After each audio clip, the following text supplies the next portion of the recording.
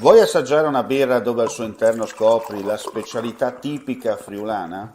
Lumi Beer, il prodotto ricavato in 20 ettari di terreno coltivato orzodistico, biodiversità, performance ambientale. Lumi Beer nelle sue 5 versioni disponibili, 4 per consumo veloce e dissetante e la versione Magnum per intenditori. Lumi Beer si abbina a qualsiasi palato. Lumi Beer è un prodotto esclusivo Azienda Agricola Pancera, il buon seme, i buoni frutti. Ben ritrovati gentili amici e amiche alla visione all'ascolto per quanto riguarda l'informazione su friulitv.net. Dunque andiamo a vedere cosa è accaduto nelle ultime ore. È stato trovato in stato di ipotermia ma vivo poco dopo le 7:30 di oggi l'anziano che nella mattinata di ieri si era allontanato dalla sua abitazione a Lauzacco nel comune di Pavia di Udine. L'uomo è stato ritrovato dai vigili del fuoco del distaccamento di Cividale a poca distanza dalla zona del cimitero della cittadina friulana ed è stato trasportato dagli operatori sanitari del 118 in ambulanza all'ospedale di Udine dove si trova ricoverato, come detto, per fortuna fuori pericolo di vita. La portaerei USS Truman è giunta oggi in rada a Trieste, dove resterà per pochi giorni, ufficialmente per una sosta tecnica operativa, dopo un periodo di 2 mesi di esercitazioni nel basso Adriatico e nello Ionio con l'aviazione militare greca. La portaerei resterà in rada per motivi di pescaggio perché i moli dove potrebbe attraccare sono occupati da porta container e ripartirà mercoledì.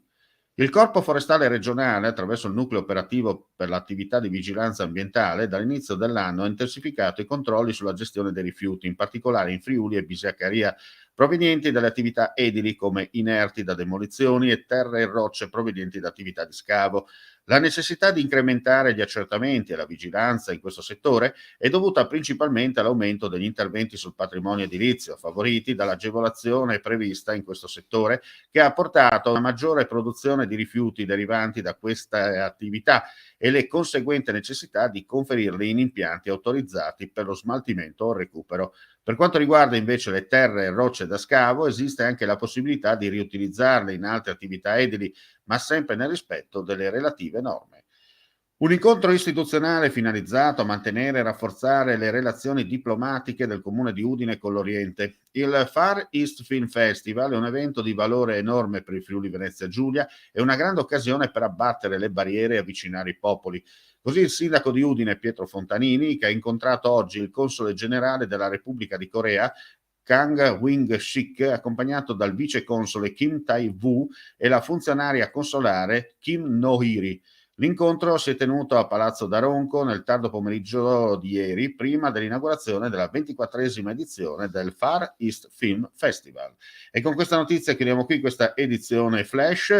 Ulteriori news come sempre sul nostro sito friulitv.net e le nostre pagine social collegate. Grazie per la visione e l'ascolto, non resta che augurare a tutti voi un buon proseguimento di giornata. C'è chi ti promette la luna, chi ti promette le stelle, chi farà un nuovo universo se sarà il caso. Noi non ti promettiamo, facciamo. Media Triveneto, il nuovo network del Nord-Est. Chiama senza impegno lo 0434 31 63 25, orario ufficio, da lunedì al venerdì.